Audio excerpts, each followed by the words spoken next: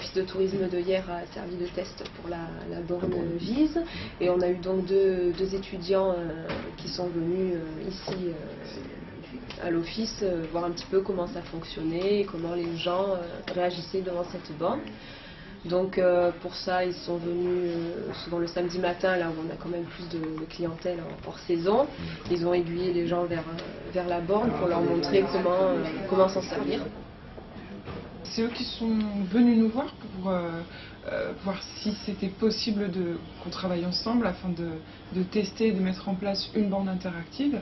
Parce qu'on a vu que toutes ces visites guidées marchait très très bien. Il y avait énormément de téléchargements et sur notre site et sur les sites des partenaires.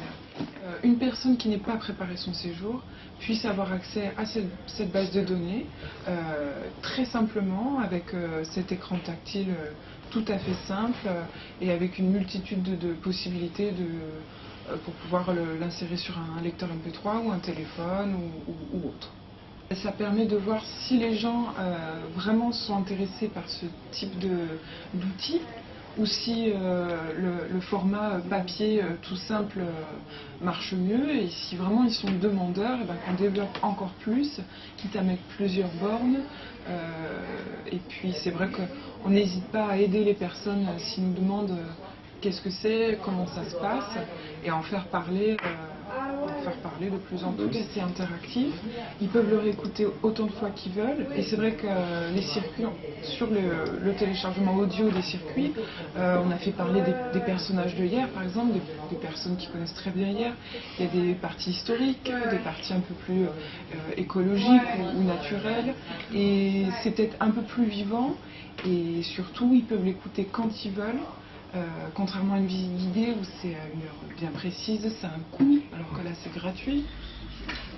Cette balade audio vous est proposée par thevisite.com. Téléchargez gratuitement plus de 2000 guides audio sur thevisite.com. Nous sommes à l'entrée de la place Massillon, à droite de la tour de la commanderie des Templiers. Massillon, qui naît dans la rue Rabaton, la deuxième à gauche, devient évêque de Clermont, puis est appelé à la cour de Louis XIV.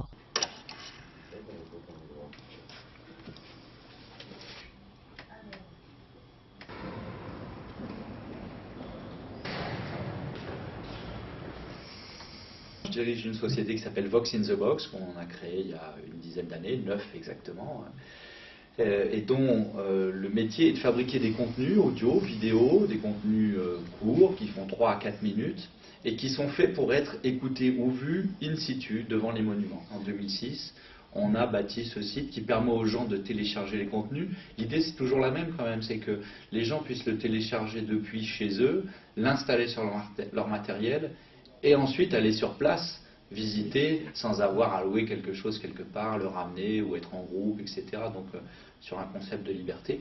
Et avec une croissance énorme, la première année on a fait 700 000 téléchargements, ce qui était déjà pas mal là, pour un lancement.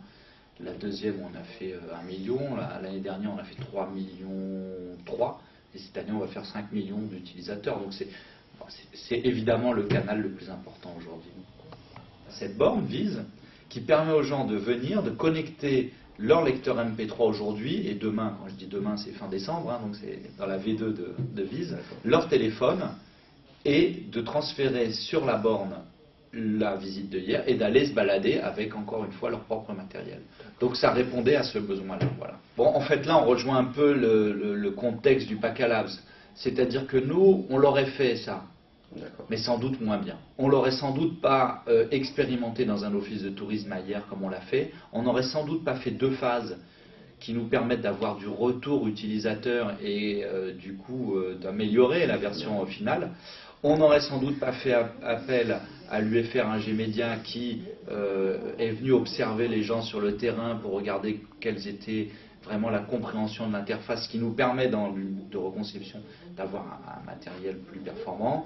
Et puis on n'aurait sans doute pas travaillé non plus avec TPM qui va étendre la version 2, donc à partir du début janvier, à l'ensemble des offices de tourisme et les cyberbases du territoire de Toulon, Provence, Méditerranée. Très clairement, c'est un produit qu'on veut vendre. Hein. C'est pas à la sortie de Vise, on veut avoir un produit prêt à mettre sur le marché. On l'a déjà prévendu à d'autres offices de tourisme. Quand on leur a montré ce que c'était, comment ça marchait, on a des commandes. Donc pour nous, on est vraiment dans la pré-commercialisation, dans la mise sur le marché. C'est clairement une innovation, c'est pas une innovation technologique, encore que il y a quand même du développement, il a fallu réfléchir un peu à tout ça, mais je dirais qu'il n'y a pas un nœud technologique ou un verrou qu'on a fait sauter. Il n'y a rien d'ultra compliqué. Vu de loin. Vu de près, il y a quand même 2-3 problèmes techniques qui sont un peu difficiles à résoudre et qui ont été résolus. Par exemple, la possibilité de transférer des choses sur des iPods ou des iPhones. Ce qui est très compliqué quand on connaît l'écosystème, puisqu'il y a l'écosystème Apple avec iTunes, c'est très bien fait. Sauf que nous, on ne passe pas par iTunes. Donc il a fallu contourner ça. On y est arrivé, donc on a levé ce point dur techno. Mais, encore une fois, vu de loin, on n'a pas révolutionné la science. En revanche, en termes d'usage, ça n'existe pas, ça, nulle part ça n'existe. Donc c'est une vraie révolution d'usage, une vraie innovation. Et on s'y est bien pris comme ça, en le faisant tester sur le marché, en faisant la V1 puis la V2. Et ça, je pense que quand on va arriver à la V2 bien aboutie, je pense qu'on a un bon potentiel commercial devant nous grâce à ça, parce que ce sera un produit field proven, comme on dit dans l'industrie lourde.